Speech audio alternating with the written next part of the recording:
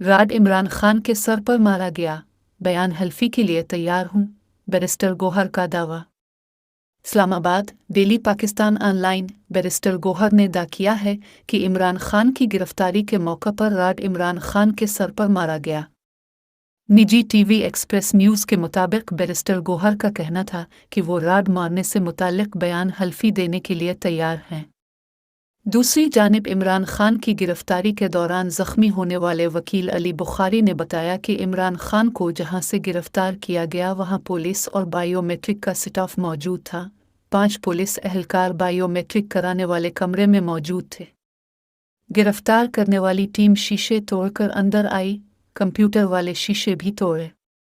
ये अमर काबिल जिक्र है कि आईजी इस्लामाबाद ने इससे पहले कहा था कि इमरान खान पर किसी किस्म का तशद्दुद नहीं किया गया।